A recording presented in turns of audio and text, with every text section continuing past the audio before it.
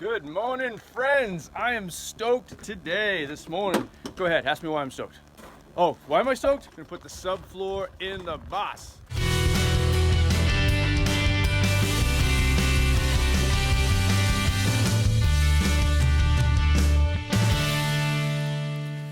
I was stoked to tackle the Skoolie Subfloor.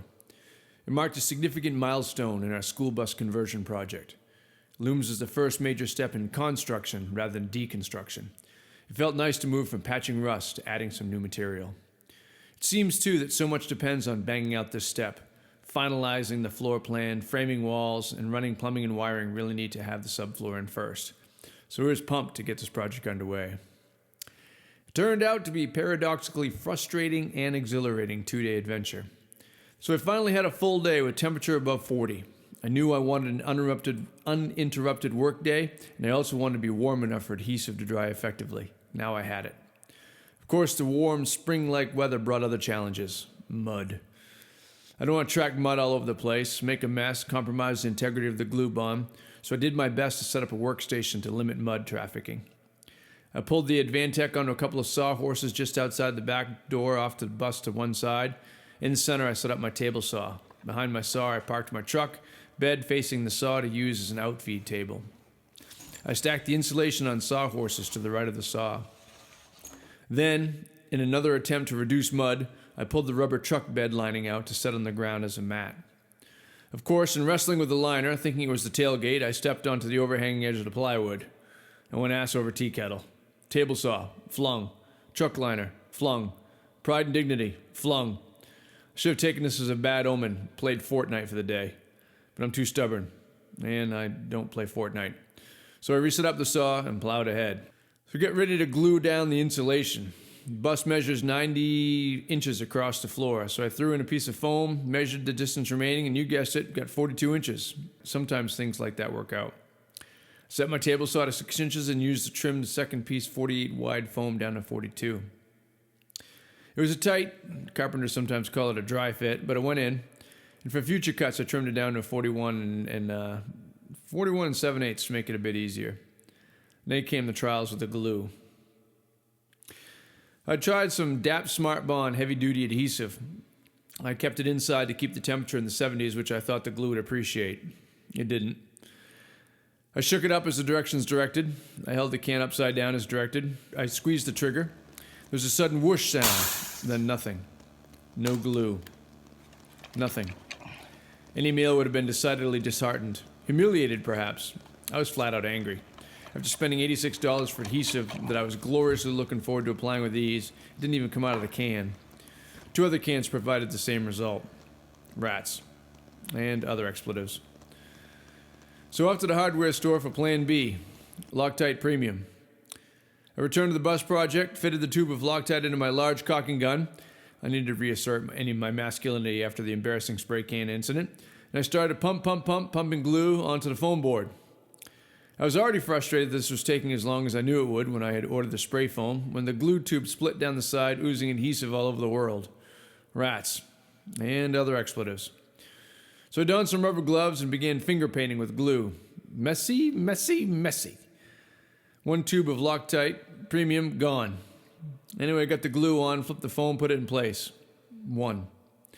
So I put a new tube of glue into my big caulking gun and repeated the process. Yep, the tube split, spewing glue all over the universe. Rats. And other more violent expletives. After another finger painting activity, I got back in the truck and headed back to the store for another big caulking gun. Evidently mine was defective. I looked later and found that plunger was bent, causing a push up against the side of the tube. By this time it was 2 o'clock in the afternoon. I'd cartwheeled off the tailgate, suffered from aerosol failure, and blown up 2 $8 cartridges of glue. I should start playing Fortnite. But as a tribute to my bullheadedness, I continued on. I'd laid the foam the long way in the bus, and as a general rule, I like to avoid overlapping seams, so I wanted to put the OSB in across the bus. I measured a whisker shy of 90 inches, snapped a chalk line, used my skill saw for the rip cut. And I'm a fairly accomplished plywood porter, but lifting 70-pound sheets into the bus was tougher than expected. Not necessarily the weight, but the pivot points are all off from my 5'7" frame. Moreover, once I finally got up and in, I couldn't navigate past the chair rails on the floor. I'd worried about that, but hoped that the angling would circumvent them. It didn't. Wrestling didn't help. I ended up bleeding. Advantek 1, TED 0. Rats and, well, more obscenities. Plywood back out of the bus, trimmed down to 89 inches, wrestled back into the bus, and fit. Made it past the chair rail, but now's a 1-inch gap. Well, I guess that's what it's going to be. I can fill it in later. I'll probably still leave a little bit of a gap there to accommodate heat expansion, though. And just caulk it later. So essentially, I repeated this process going down the bus, through the wheel wells until I got to the front. Julie came home from work, and that helped. This improved morale. She's cute. I did stagger the foam board joints, measuring, meaning I alternated putting in the trim piece on either side of the bus at each course. I also taped all the joints with aluminum tape to help seal the gaps. But this time it was late, so we called it a day. The next day I returned kind of apprehensively to try to finish up. I contemplated sacrificing a goat to get subfloor guards to secure the benevolence, but I couldn't find a goat. I briefly considered the dog, but then Julie wouldn't be as cute with me anymore. So I floundered ahead without any divine appeasement. To navigate the straightforward angles of the driver heater, I used my handy-dandy angle measuring tool to trace the angles onto the insulation and plywood. This time, too, I was out of full sheet, so I was using the cutoffs, which wasn't so bad because they were smaller, lighter, and more easily heaved around the irregular face of the front of the bus. I traced, cut, fit, adjusted, recut, refit, then glued. To get the air around the motor cover with multiple funky angles and curves, I laid down sheets of paper in the area, taped them all together, and then used a box cutter knife to trim the paper along the irregular surfaces. Then I lifted the template, set it on top of foam and Advantek, traced and cut. Had to make some minor adjustments. For the most part, the pieces fit. Hallelujah. So now we have a subfloor, the foundation for greatness. I lost some blood, more hair, and skin cells from glue and caulking, but we have a floor. I'm not sure if I'm wiser, though. Just older. But we are stoked to have a floor. I'm starting to think about wall framing now. I gotta find a goat. Hey, check out our blog if you want to see the rationale for all the materials, kind of why we went with Advantek and why we went with that rigid foam. It's too long, I think, for a video, but I can post it all in writing and with tables and circles and arrows and descriptions on the back of each one explaining what each one was.